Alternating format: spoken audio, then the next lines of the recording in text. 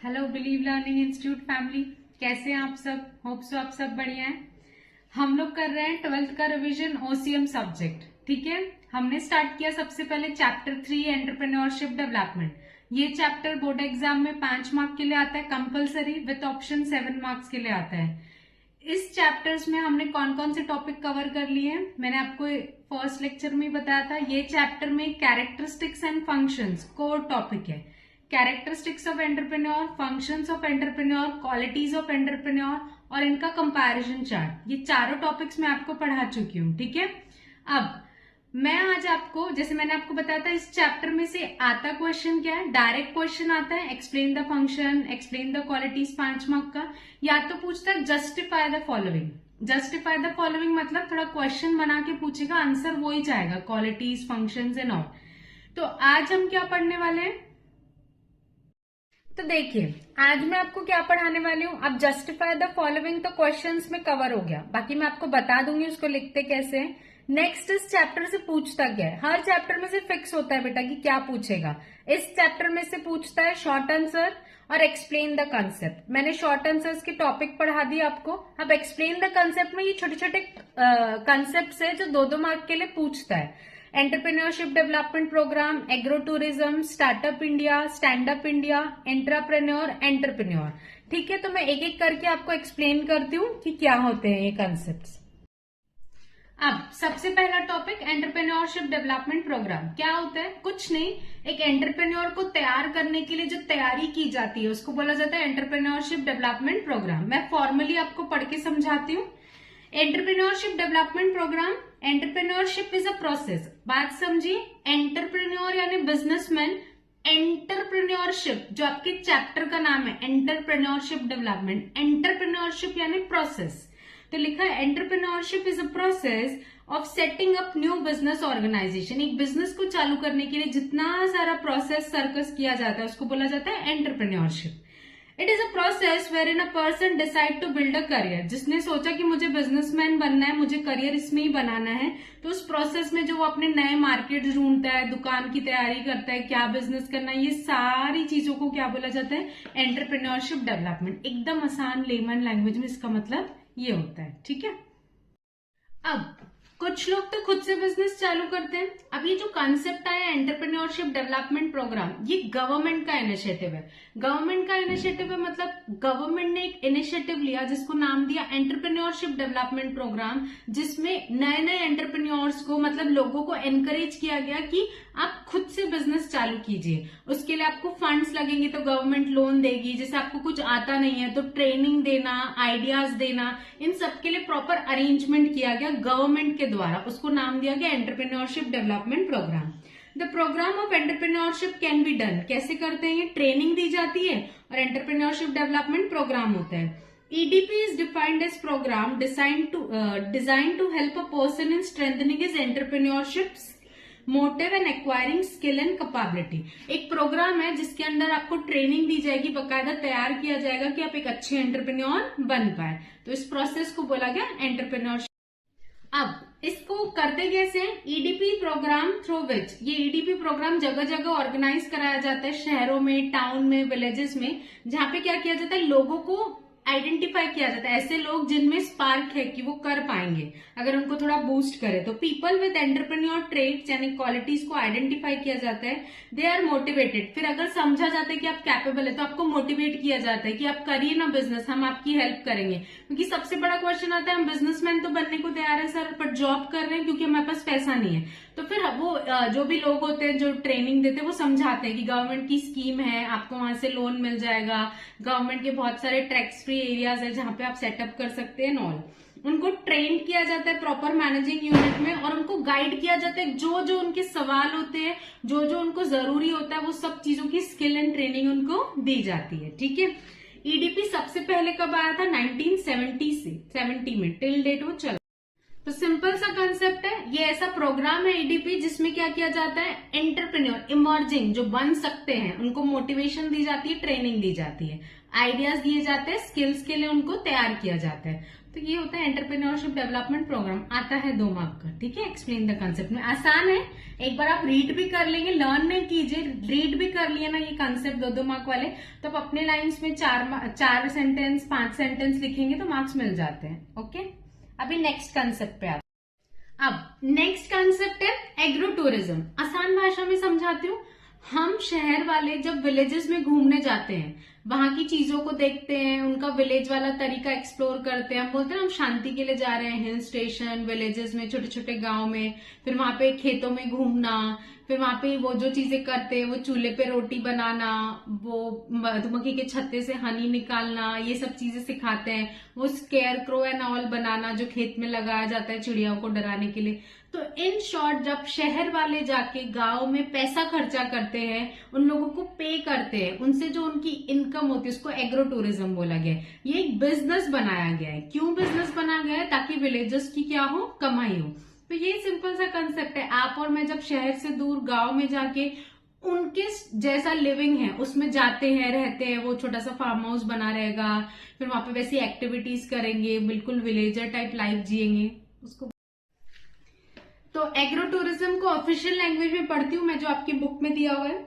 Agro tourism is an idea of bringing urban resident जो शहरों में रह रहे हैं टू रूरल एरियाज जो गांव में है, for leisure travel and spending, quality time spend करने के लिए, थोड़ी शांति और सुकून के लिए। एग्रो टूरिज्म एक कमर्शियल स्टेप है। ये शौक के लिए नहीं है कि इंटेंशनली ऐसे सेटअप किए गए हैं जैसे हम शहर वाले गांव में जाए और उनकी इनकम हो, ठीक है।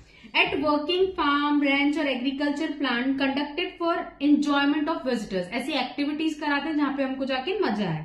That generate supplement income. वैसे तो गांव की हम बचपन से पढ़ते आ रहे हैं, उनकी इनकम है एग्रीकल्चर इनकम।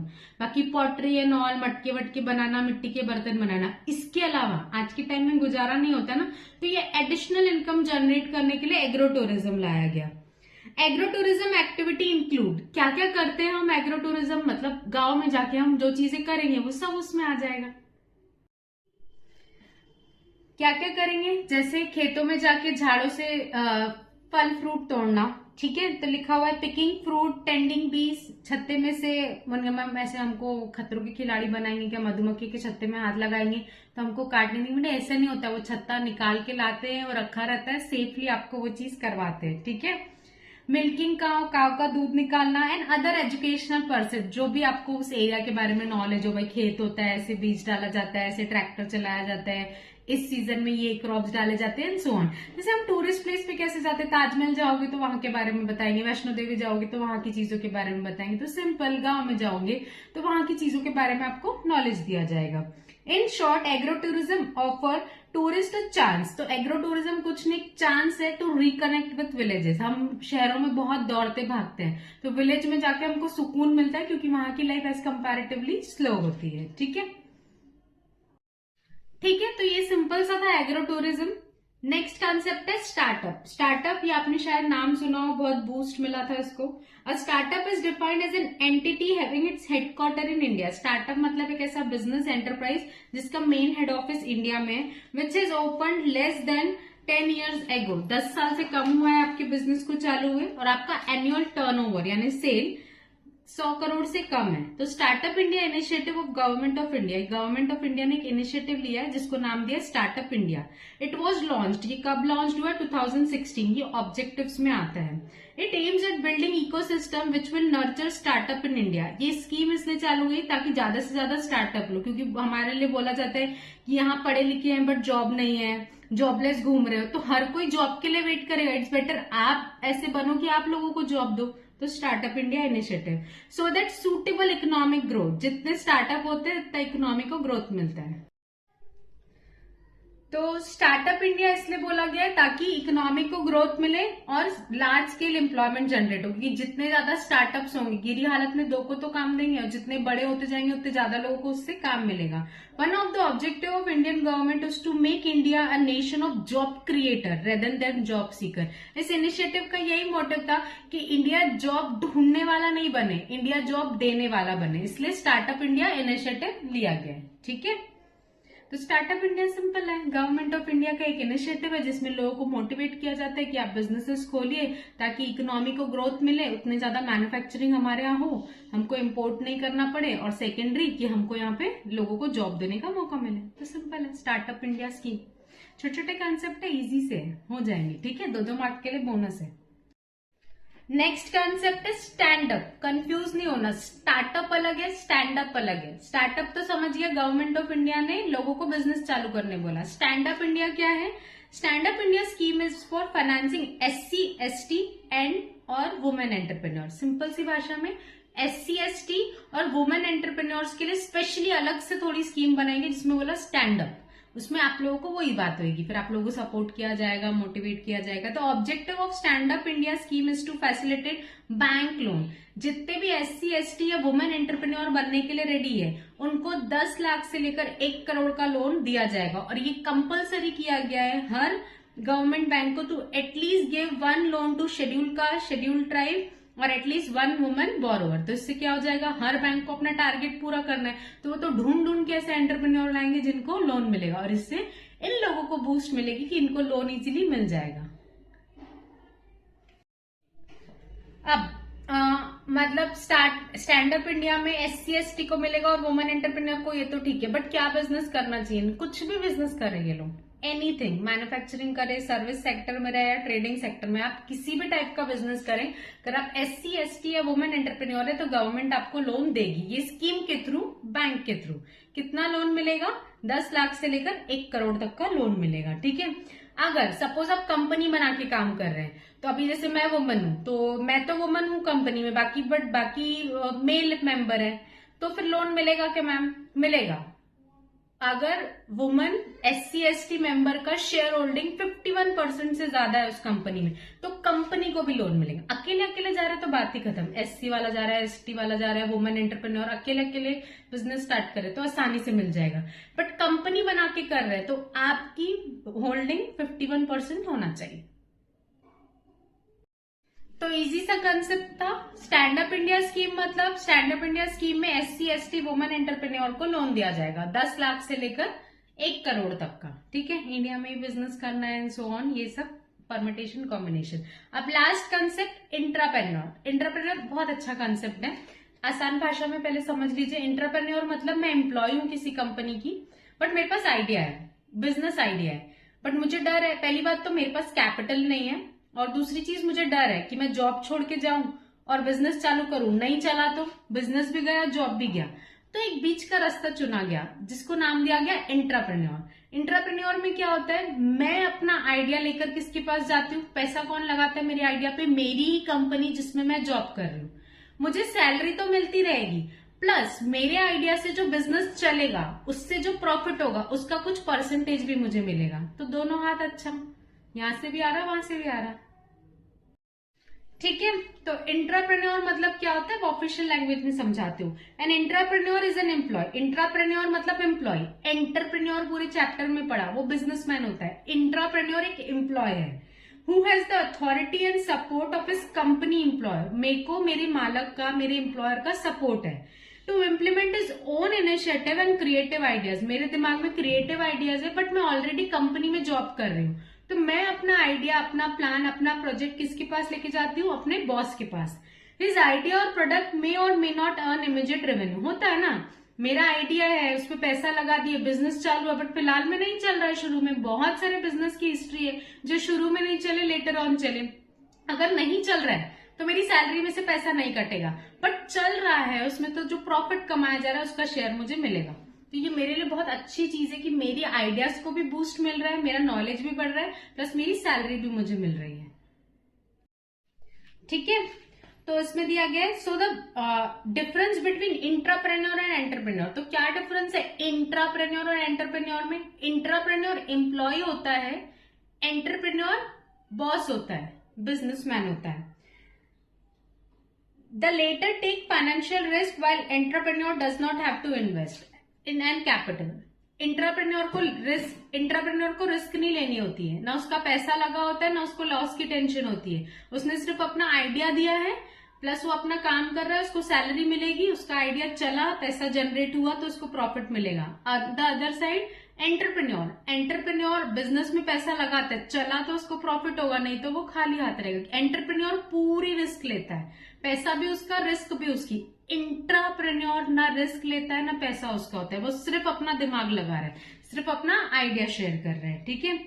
ऐसे लोगों को कहाँ रखा जाता है? Research and development department. तो देखिए, ये सिंपल से कॉन्सेप्ट हमने पढ़े। एंटरप्रेन्योरशिप डेवलपमेंट प्रोग्राम एक एंटरप्रेन्योर को ट्रेनिंग देने के लिए, स्किल डेवलपमेंट के लिए जो भी सारी चीजें किया जाता है, जो प्रोसेस होता है, उसको एंटरप्रेन्योरशिप डेवलपमेंट प्रोग्राम बोलते हैं।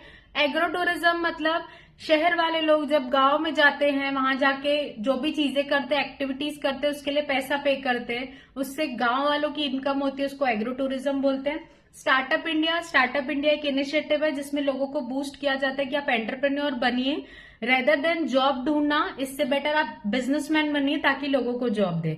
Stand up India scheme simple है। स्टैंड अप इंडिया स्कीम अलग से बनाई गई है SC ST और वुमेन एंटरप्रेन्योर के लिए, जिसमें उनको लोन दिया जाएगा। इंट्राप्रेन्योर मतलब वो जो अपना बिजनेस आइडिया अपने बॉस को देता है, जिससे उसको एडिशनल इनकम होती है अदर देन सैलरी। एंटरप्रेन्योर, ये तो हमने पूरा चैप्टर पढ़ा है, इस पे आप आसानी से कुछ भी लिख सकते हैं।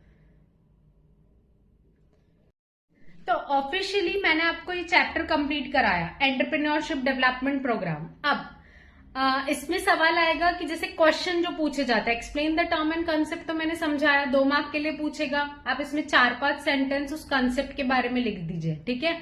सेंटेंस की लेंथ पे डिपेंड करता है, छोटे छोटे सेंटेंस लिखोगे तो 4-5 में नहीं चलेगा, फिर 6-7 लिखने पड़ेंगे, ठीक है। वो हम डिस्कस करेंगे जब मैं आपको पेपर पैटर्न, बट अभी के लिए शॉर्ट में बता दे रही हूँ। Explain the term and concept, अगर अच्छे से सेंटेंस लिखते हैं तो आपको 2 मार्क के लिए 5 सेंटेंस भी लिखेंगे, 6 तो काफी है, शर्तें करेक्ट हो।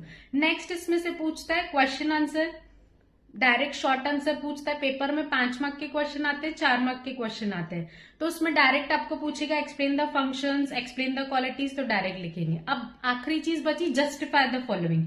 जस्टिफाई द फॉलोइंग में कुछ नहीं, एक entrepreneur can be a good communicator, तो उसमें कम्युनिकेशन स्किल के बारे में लिखना है। डिटेल में अगर आपको पता करना है तो मेरा ऐसा प्लानिंग है कि ये नवंबर-दिसंबर में मैं टिपिकल चैप्टर्स के टॉपिक्स अपलोड करूंगी, फिर जनवरी-फरवरी 1.5 महीना जो हमारे पास होगा तो उसमें हम क्वेश्चन आंसर पैटर्न में रिवीजन करेंगे। बट फिर भी आपको लगता है कि मैम अभी बता दीजिए, तो एक छोटी सी कोशिश कीजिए, आप जिस भी नोट से पढ़ रहे हैं आप एक बार पढ़ के देखिए, इजी लगेगा। जस्टिफाई द फॉलोइंग कुछ नहीं, वो ही चीज को एक क्वेश्चन फॉर्म में बना के दिएगा। Entrepreneur must be a good communicator, तो एंटरप्रेन्योर की कम्युनिकेशन स्किल्स के बारे में आपको लिखना पड़ेगा। कितना लिखना मैम? 4 मार्क के लिए 6 से 7 सेंटेंसेस आपको लिखने हैं। कैसे लिखना है वो तो मैं लेक्चर अपलोड करूंगी कि हर क्वेश्चन आंसर्स आपको कैसे लिखने हैं, वो प्रॉपर मैं अपलोड करूंगी। आप एक बार खुद से कोशिश कीजिए, आप जिस भी नोट से पढ़ रहे हैं या अगर जो टेक्स्ट बुक रेफर कर रहे हैं, आप एक डाइजेस्ट परचेस कीजिए, उसमें लिखा रहेगा कि कैसे लिखे करते हैं, तो आप वो चीज देख लीजिए। तो ऑफिशियली ये चैप्टर 3 मैंने यहाँ कंप्लीट किया।